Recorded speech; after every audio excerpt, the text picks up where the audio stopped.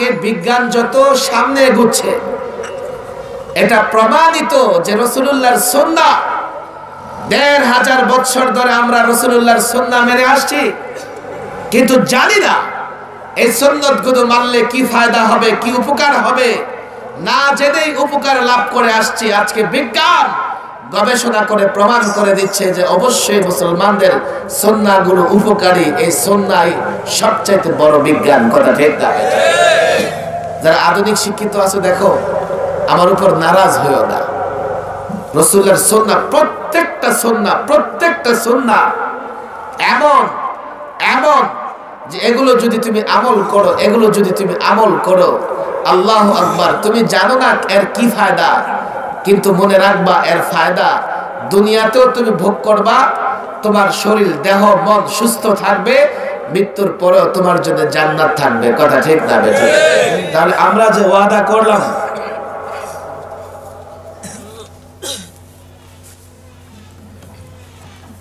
তো এত রাতে যাওয়া যাবে না, যেটা আছে ওইটাই আছে না। আচ্ছা আপনারা বসেন ভাই, দোয়া করে দেবে। এখন এই যাই করি, আচ্ছা যাক, ওনার সমস্যা আছে।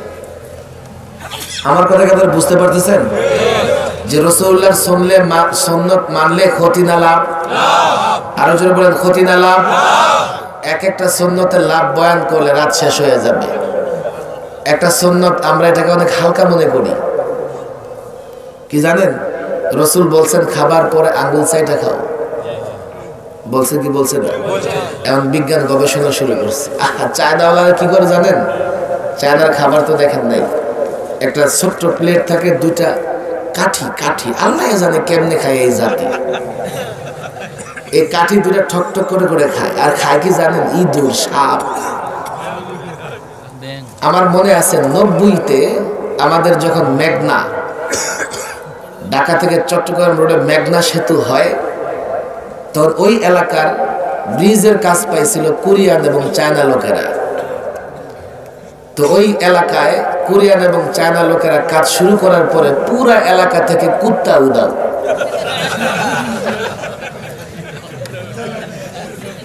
ঘটনা কি? আমরা কুত্তা দেখলে ভাগি, আর কুত্তা ওগরে দেখলে দৌড়ায়।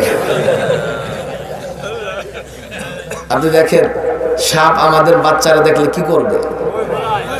পলাই বোনা সাপ দেখলে, চায়না বাচ্চারা সাপ দেখলে দৌড়ে গেলে ধরে মাথাটা ফালাইয়া পুইরা খাইয়া ফেলায় আগুন দিয়ে। আল্লাহ মাফ করুন।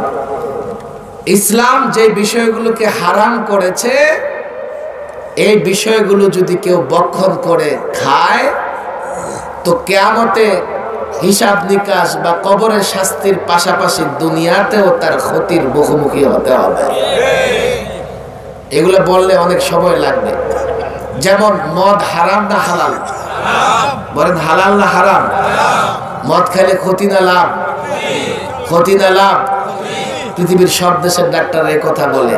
তো ইসলাম ১৫০০ বছর আগে হারাম ঘোষণা করে ভালো করছে না খারাপ করছে? বলেন ভালো করছে না খারাপ করছে?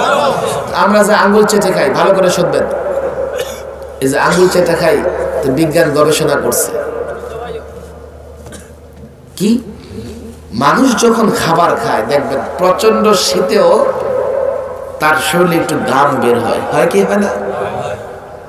তো খাবারের সময় যে আঙ্গুলের কড়াগুলো আছে না, একেবারে সূক্ষ্ম ঘাম এই আঙ্গুলের কড়াগুলো দিয়ে বের হয়।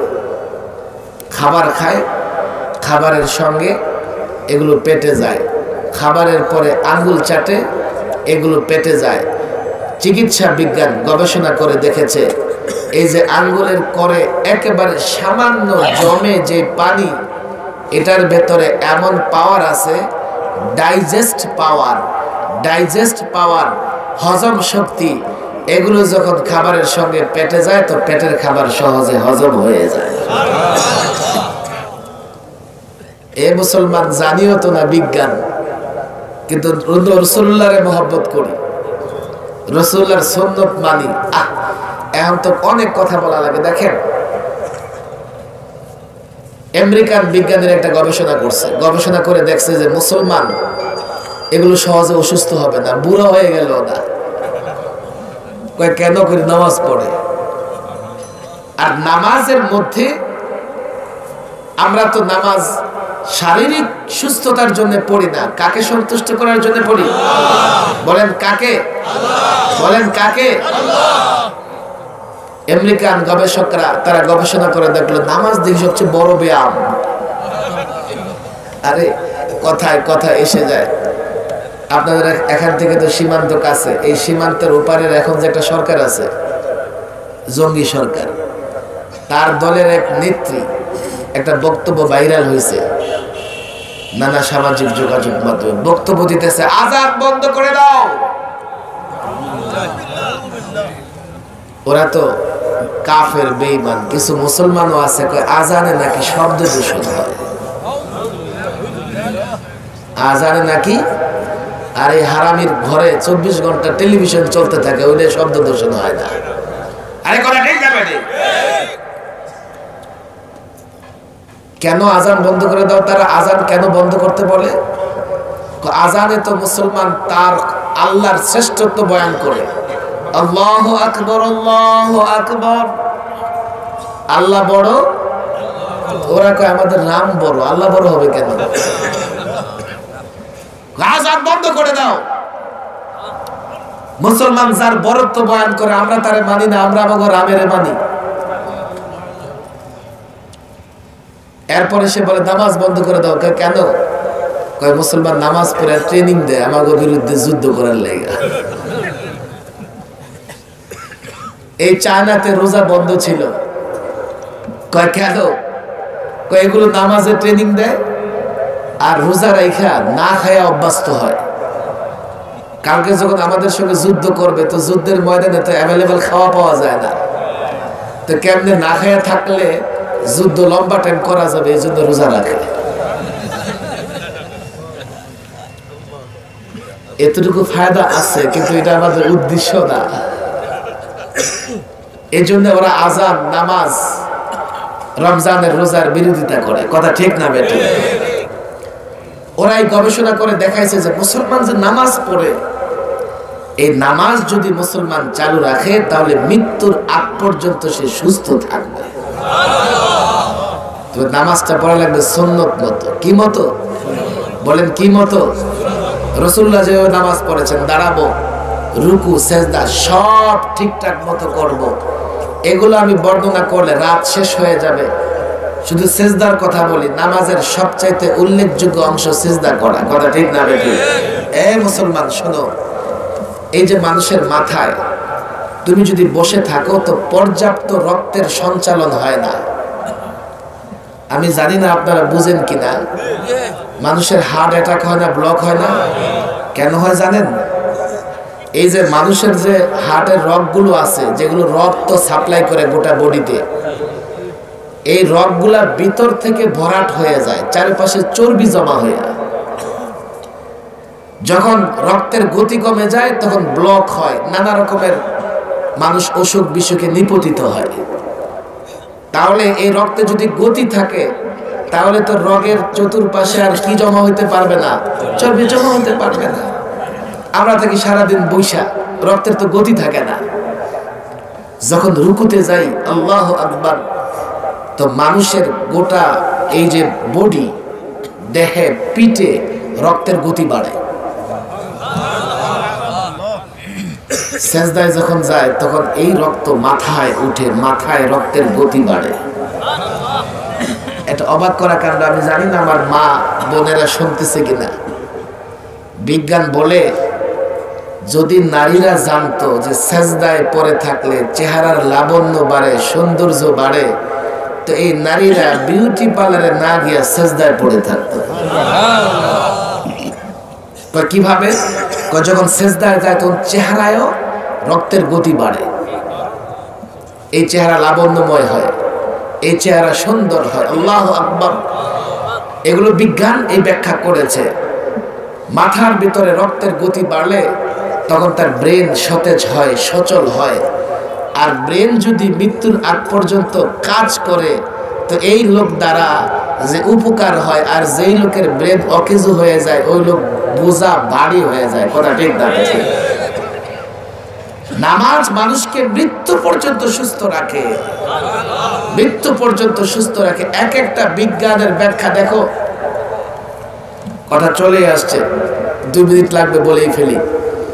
আমরা হাত বাঁধি, হাত বাঁধা মুস্তাহাব। হাত বাঁধা কি? একদল আছে আবার এইভাবে বাঁধে, ওগুলোকে ঝগড়া করবেন? আরে বলেন ঝগড়া করবেন?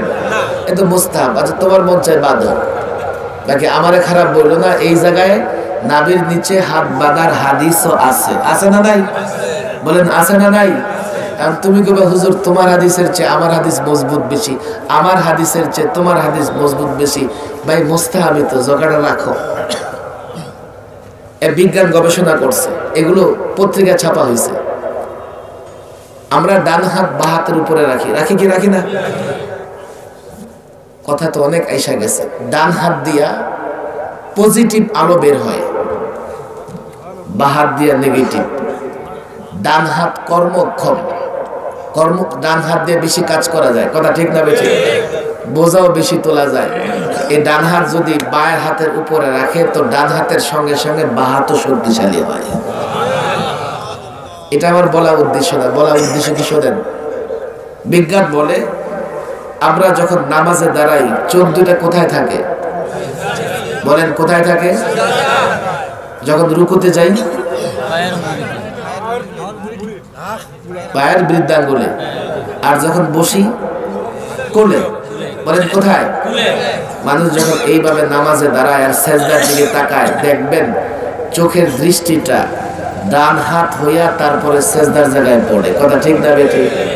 বিজ্ঞান বলে এই যে চোখের আলো ডান হাতের উপর দিয়ে গিয়া সেজদায় পড়েছে, এই ডান হাতের পজিটিভ আলো আর চোখের আলো মিলে চোখের পাওয়ার বৃদ্ধি পেয়ে যায়।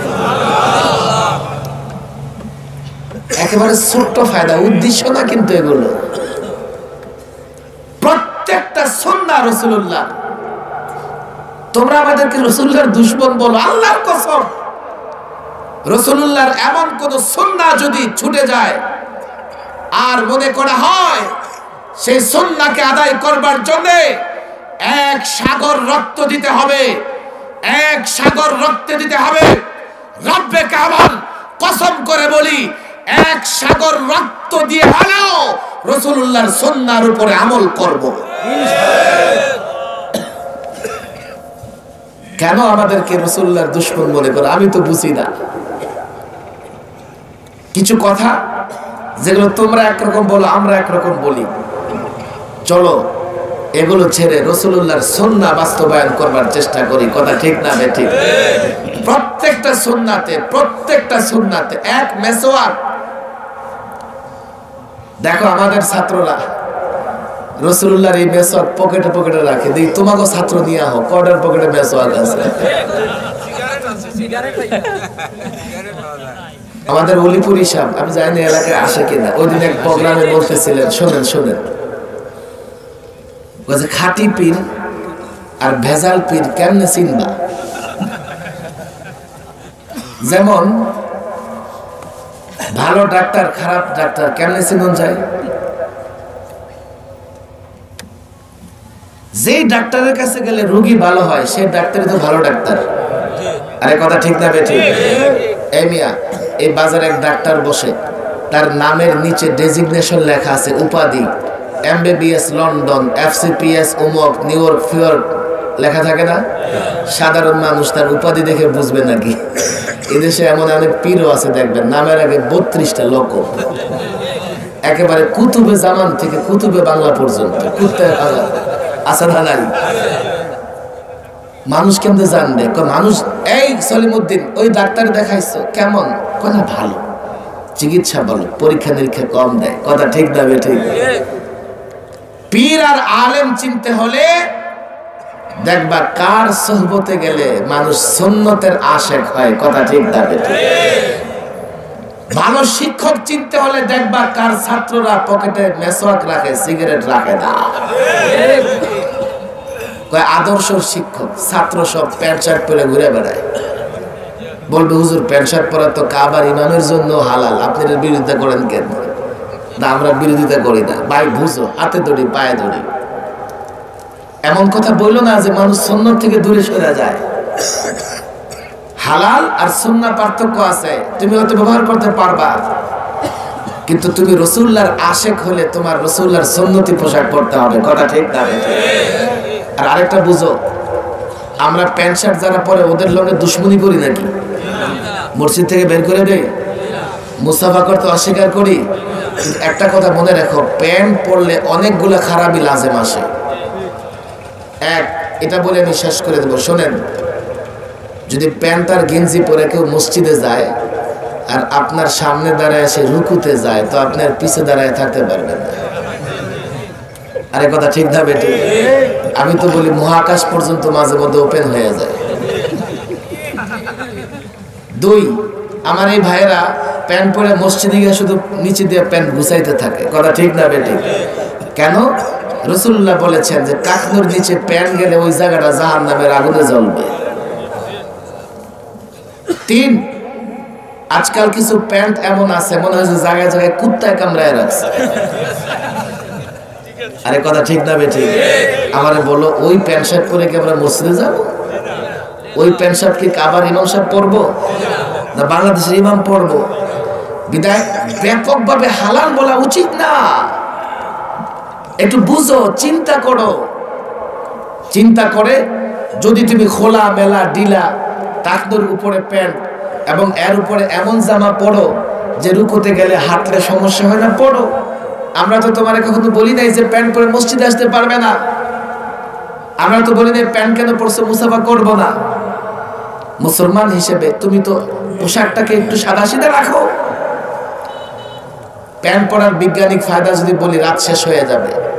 যারা প্যান্ট পরে এয়ারপোর্টে দেখবেন ওদের জন্য আলাদা পেশাবের জায়গা রাখা আছে। কথা ঠিক না বেঠিক? ওরা খুব ভদ্র মানুষ, পেশাব করে চেন